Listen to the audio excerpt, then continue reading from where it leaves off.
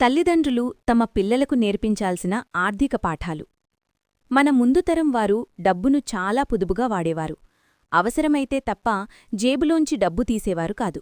కాని ఇప్పుడు కాలం అలా లేదు. అన్నింటికీ ఆకర్షితులమవుతున్నాం.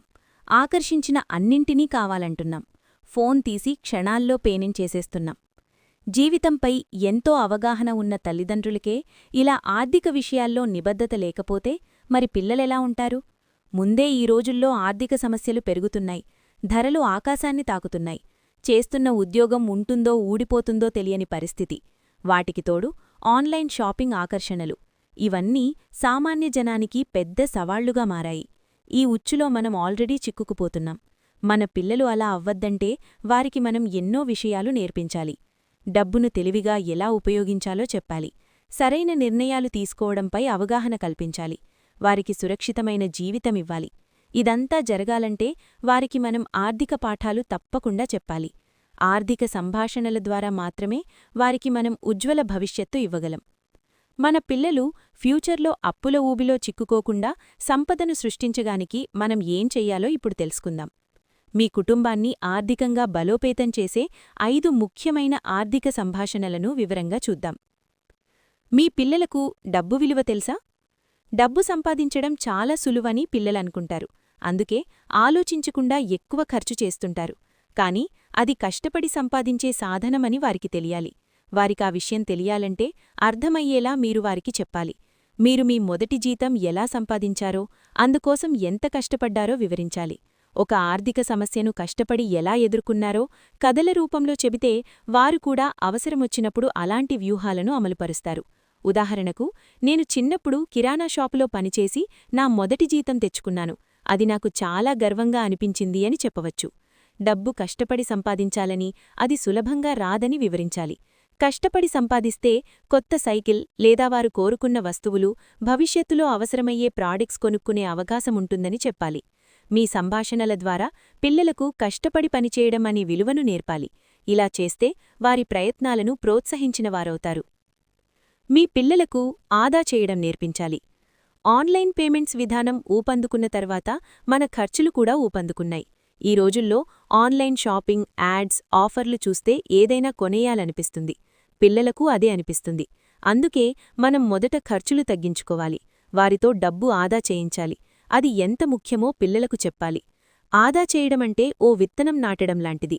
అది క్రమంగా పెరిగి పెద్ద చెట్టవుతుంది, ఫలాలను ఇస్తుంది. కాని అనవసరంగా ఖర్చు చేస్తే విత్తనాలను పండకముందే తినేసినట్లు అవుతుంది. ఈ విషయాన్ని వారికి సరళంగా వివరించాలి. అర్థమయ్యేలా చెప్పాలి. ఉదాహరణకు, నీవు నీ పాకెట్ మనీలో కొంత ఆదా చేస్తే ఆ డబ్బుతో నీకిష్టమైన బొమ్మ కొనవచ్చు లేదా భవిష్యత్తులో పెద్ద లక్ష్యం సాధించవచ్చు అని చెప్పాలి. డబ్బు ఆదా చేసేందుకు ప్రోత్సహించాలి. వీలైతే మీరు కూడా ఆ ఆదాలో పాలు పంచుకోవాలి. ఎంత ఎక్కువ ఆదా చేస్తే మీ వాటా అంతే ఎక్కువగా ఉంటుందని చెప్పాలి. కుటుంబంతో కలిసి ఆదా చేస్తే డబ్బు ఇంకా ఎక్కువ సేవవుతుంది. మీరొక లక్ష్యంతో డబ్బు జమచెయ్యండి. ఉదాహరణకు, టూర్ కోసం. ఇది సరదాగా ఉంటుంది. సరదా అనుభూతికి ముందు సేవ్ చేసే ప్రాసెస్ గురించి తెలుస్తుంది. ఈ చర్చ కొన్నిసార్లు మనల్ని కూడా ఆలోచింపచేస్తుంది. అనవసర ఖర్చులను తగ్గిస్తుంది. మిగిలిన డబ్బును పెట్టుబడి పెడితే మన ఆర్థిక జీవితం మెరుగవుతుంది. మీ ఇంట్లో చిన్నారులకు బడ్జెట్ రూపొందించవచ్చా? బడ్జెట్ మన డబ్బుని నియంత్రణలో ఉంచుతుంది. అనవసరమైన ఖర్చులను చెయ్యనివ్వదు. అందుకే చాలామంది దీన్ని స్వేచ్ఛను కట్టిపడేసేదానిలా చూస్తారు. కాని బడ్జెట్ మనకు నిజమైన స్వేచ్ఛని ఇస్తుందని గ్రహించాలి. అది మనం ముందు అర్థం చేసుకోవాలి. పిల్లలకు అర్థమయ్యేలా చెప్పాలి. ఉదాహరణకు, ఓ తల్లి తన కుమార్తెకు ప్రతి నెల 500 రూపాయలు పాకెట్ మనీ ఇస్తుంది అనుకుందాం. అప్పుడు ఆ అమ్మాయి ఆ తల్లితో ఇలా అంది: నీ డబ్బును 3 భాగాలుగా విభజించుకో. ఒకటి సేవింగ్ కోసం, మరొకటి ఖర్చు కోసం, మిగిలింది డొనేషన్ కోసం. ఆ తర్వాత ఆమెకు 3 డబ్బా జాడీలు ఇచ్చింది. ఆ అమ్మాయి సేవింగ్ జాడీలో 200 రూపాయలు, ఖర్చు జాడీలో 250 రూపాయలు, డొనేషన్ జాడీలో 50 రూపాయలు వేసింది. కొంతకాలానికి ఆమె సేవింగ్ జాడీలోని డబ్బుతో మంచి పుస్తకం కొనుగోలు చేసింది. డొనేషన్ జాడీతో పాఠశాలలో సహాయం కావాల్సిన ఓ పిల్లవాడికి సహాయం చేసింది. ఇలా చేయడం వల్ల ఆమె ఆలోచనలో చాలా మార్పొచ్చింది. చాక్లెట్స్, ఐస్ క్రీమ్స్ తినడం కన్నా ఇందులోనే ఎక్కువ సంతృప్తి దొరికింది. మనం కూడా ప్రతి నెలా ఇలా ఖర్చులను లిస్టు చేస్తే అనవసర ఖర్చులేంటో బయటపడతాయి. వాటిని ఆపి ఆ డబ్బును మ్యూచువల్ ఫండ్స్లో, ఫిక్స్డ్ డిపాజిట్లలో పెట్టుబడి పెడితే భవిష్యత్తు కోసం బలమైన స్థిరత్వం పొందవచ్చు. మీ పిల్లలకు ఈ విషయం చెబుతున్నారా? మనలో చాలామంది అప్పుల గురించి మాట్లాడడానికి ఇష్టపడరు, కాని పిల్లలకు దీని గురించి చెప్పడం చాలా అవసరం. ఎందుకంటే వారు పెద్దవారయ్యాక తీసుకునే ఆర్థిక నిర్ణయాల్లో అప్పు అనేది కీలక పాత్ర పోషిస్తుంది. వారికి మీరు ముందుగా మంచి అప్పు, చెడు అప్పుల గురించి చెప్పాలి. వాటి మధ్య తేడాలు వివరించాలి.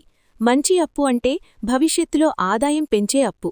ఉదాహరణకు విద్య కోసం తీసుకున్న రుణం. ఓ విద్యార్థి ఇంజనీరింగ్ చదవడానికి రుణం తీసుకున్నాడు అనుకోండి. ఆ రుణం అతనికి మంచి ఉద్యోగం తెచ్చిపెడుతుంది, భవిష్యత్తులో ఆదాయాన్ని పెంచుతుంది.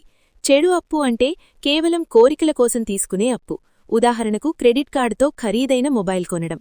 దీనివల్ల పెరిగే వడ్డీల నుంచి మనకు పైసా లాభముండదు. తిరిగి ఇది పెరిగి పెద్దదవుతుంది. అప్పు రెట్టింపయ్యే అవకాశాలు కూడా ఉంటాయి.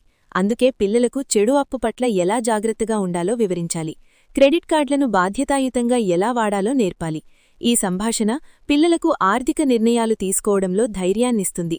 అప్పులపై భయం కాకుండా వాటిని సరిగ్గా ఎలా నిర్వహించాలో అవగాహన కల్పిస్తుంది.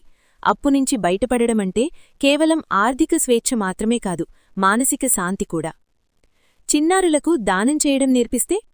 డబ్బు కేవలం మనకోసమే కాదు, అది సమాజానికి ఉపయోగపడే గొప్ప సాధనం కూడా. ఇదే విషయాన్ని మీరు కూడా పిల్లలకు చెప్పాలి. చిన్నప్పటినుంచే వాళ్ళకి సంపాదనలో కొంత భాగాన్ని ఇతరులతో పంచుకోవాలి అని నేర్పాలి. ఉదాహరణకు, ఓ తల్లి తన కుమారుడికి ప్రతి నెల 500 రూపాయలు పాకెట్ మనీ ఇస్తుంది అనుకుందాం. అప్పుడు ఆ అమ్మాయి తన కుమారుడితో ఇలా అంది: ఈ డబ్బులో కనీసం 50 రూపాయలు ఇతరుల కోసం కేటాయించు. ఈ డబ్బు పుస్తకాలు కొనలేని నీ తోటి విద్యార్థులకు సహాయపడవచ్చు, మీ పాఠశాలలో జరిగే సమాజసేవ కోసం ఉపయోగపడవచ్చు. ఇలాంటి మాటల వల్ల చిన్నపిల్లలు ప్రభావితమవుతారు, అలవాట్లలో మార్పులు చేసుకుంటారు. ఫలితంగా వారిలో దయాగుణం, పంచుకునే మనసు, సమాజం పట్ల బాధ్యత వంటి విలువలు పెరుగుతాయి. సంపదను కేవలం సంపాదించడానికే కాకుండా పంచుకోవడానికి కూడా ఉపయోగించాలని తెలుసుకుంటారు. ఈ అలవాటు తమ జీవితంలో ఆనందాన్ని తీసుకువస్తుంది. పిల్లలు పెద్దవారయ్యాక బాధ్యతాయుత పౌరులుగా మారతారు.